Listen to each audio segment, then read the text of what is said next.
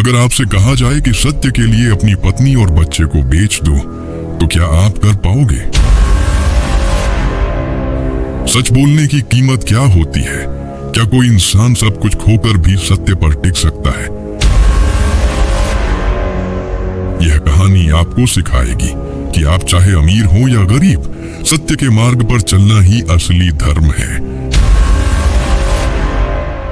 इस कहानी के अंत तक बने रहे, क्योंकि आखिरी में आप सत्य की ताकत को पहचान सकेंगे।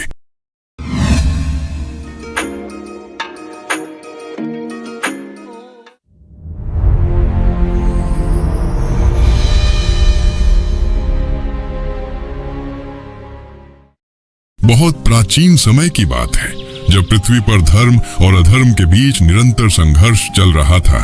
तब अयोध्या के समीप एक महान और समृद्ध राज्य स्थित था।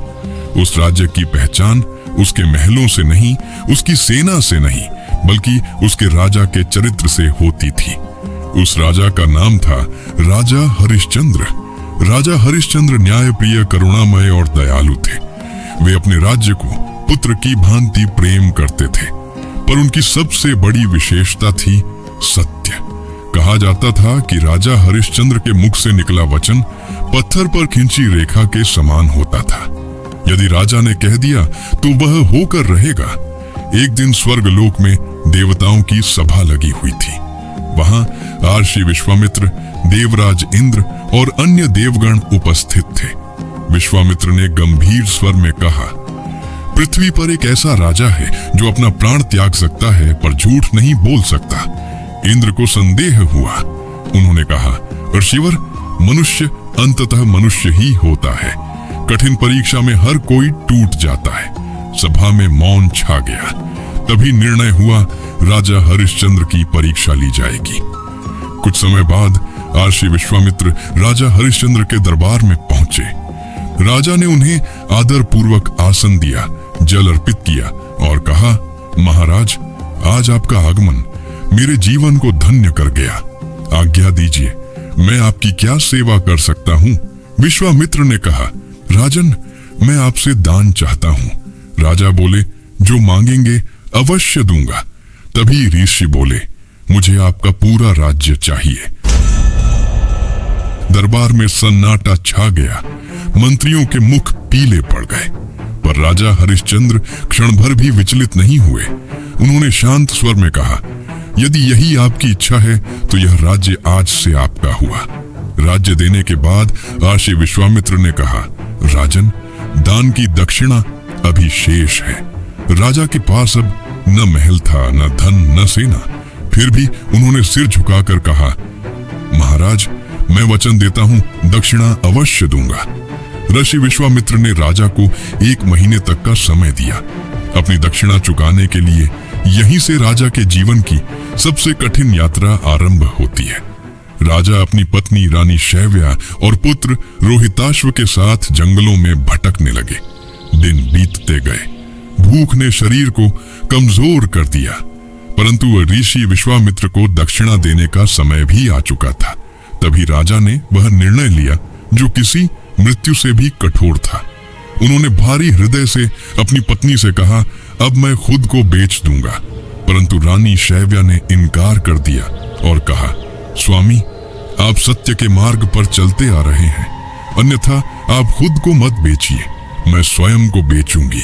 इस बात का मुझे कोई शोक नहीं, क्योंकि स्वामी, आपके सत्य के मार्ग पर चलते रहना ही मेरे लिए सबसे बड़ा सम्मान है।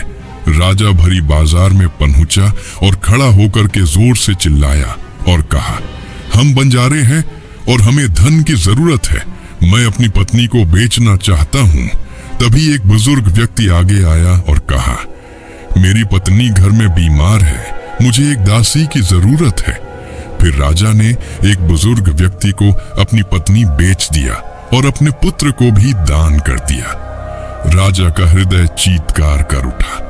अपनी पत्नी और पुत्र को बेचकर राजा हरिश्चंद्र अंदर से ऐसे टूटकर बिखर गए मानो आत्मा ने अपना शरीर त्याग दिया हो, पर मुख से एक शब्द भी झूठ नहीं निकला। राजा ने उस धन को लेकर ऋषि विश्वामित्र को दिया, परंतु इतना धन पर्याप्त नहीं था। ऋषि विश्वामित्र ने कहा, यह काफी नहीं, मुझे और अधिक दक्षिणा चाहिए। राजा ने शांत स्वर में कहा, महाराज, मेरे पास अब देने को केवल मेरा शरीर शेष है। यदि मेरी देह की सेवा आपकी दक्षिणा पूरी कर सके तो आज से मैं आपका दास हूं। विश्वामित्र ने कठोर दृष्टि से देखा और कहा, राजन, मैं तुम्हें दास नहीं बनाऊंगा। तुम्हें कुछ दिनों की और मोहलत देता हूं। तुम स्वयं अपना मार्ग चुनो, पर दक्षिणा पूर्ण करनी ही होगी। राजा ने प्रणाम किया और वहां से चल पड़ा। चलते चलते राजा शमशान पहुंच गया। वहां एक चांडाल रहता था जो शवों का अंतिम संस्कार करता और कर वसूलता था। राजा हरिश्चंद्र उसके सामने खड़े हुए और बोले, मुझे काम चाहिए, मैं परिश्रम करूंगा पर सत्य से नहीं डिगूंगा। चांडाल ने हंसते हुए कहा, यह श्मशान है, यदि रहना है तो हर शव से कर वसूलना होगा। एक भी संस्कार बिना कर लिए नहीं होगा। राजा ने सिर झुका लिया। सत्य के लिए उन्होंने यह भी स्वीकार कर लिया। आज वही राजा जो कभी स्वर्ण सिंहासन पर बैठता था, अब फटे वस्त्रों में श्मशान की राख के बीच जीवन यापन करने लगा। दिन रात चिता की अग्नि, रोते परिजन और मृत्यु की गंध, यही उसका संसार बन गया। उधर रानी शैव्या दासी बनकर दूसरे के घर सेवा कर रही थी। उनका पुत्र रोहिताश्व माता के साथ ही था। एक दिन वन से लकड़ी लाते समय रोहिताश्व को सांप ने डस लिया और अपनी मां के गोद में रोहिताश्व मर गया। कांपती हुई रानी शैव्या गोद में अपने मृत पुत्र को लिए श्मशान पहुंचती है। श्मशान में राजा हरिश्चंद्र अपना कर्तव्य निभा रहे थे। अचानक राजा की दृष्टि एक स्त्री पर पड़ी जो अपने पुत्र के शव को गोद में लिए आगे बढ़ रही थी। राजा ने करुण स्वर में कहा, माता, यह श्मशान है, अंतिम संस्कार से पहले आपको कर देना पड़ेगा। रानी शैव्या ने आंसू भरी आंखों से देखा। पति सामने था पर पहचान नहीं थी। उन्होंने कांपते स्वर में कहा, मेरे पास देने को कर नहीं। राजा ने कठोरता से नहीं, कर्तव्य से कहा, अगर कर नहीं तो अंतिम संस्कार भी नहीं होगा। रानी शैव्या ने कहा, मैंने अपने पुत्र को केफन के जगह अपना आधा वस्त्र पहनाया है। मेरे पास देने को अब कुछ भी शेष बाकी नहीं। यदि मेरे बाकी वस्त्रों से मेरा कर पूरा हो जाए तो मैं आपको ये भी देने को तैयार हूं। उसी क्षण रानी शैव्या ने अपना शीश उठाकर सामने देखा तो उसने राजा को पहचान लिया। स्वामी, मानो धरती जैसे थम गई। राजा ने स्वामी सुनकर सामने देखा तो पत्नी सामने थी। उसका पुत्र अपनी मां के गोद में मृत पड़ा था।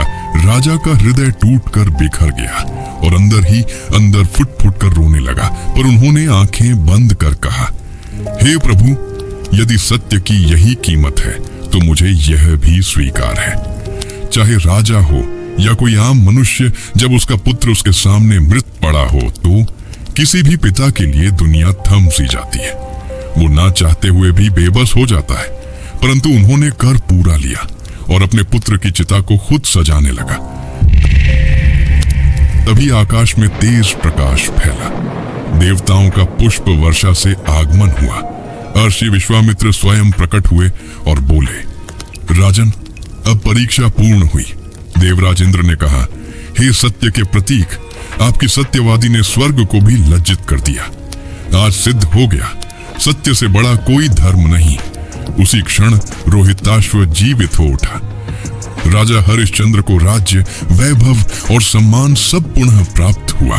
पर इतिहास ने उन्हें राजा इसलिए नहीं माना कि उनके पास राज्य था, बल्कि इसलिए कि उन्होंने सत्य को राज्य से भी ऊपर रखा।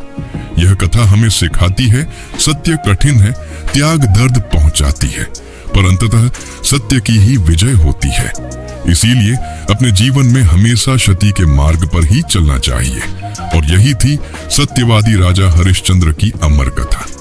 अगर आपको यह कथा से कुछ भी सीखने को मिला है तो वीडियो को लाइक कर दीजिए और ऐसे ही अद्भुत कथा सुनने के लिए अद्भुत वाटिका को सब्सक्राइब कर लीजिए। बहुत जल्द मिलेंगे एक नई कथा के साथ।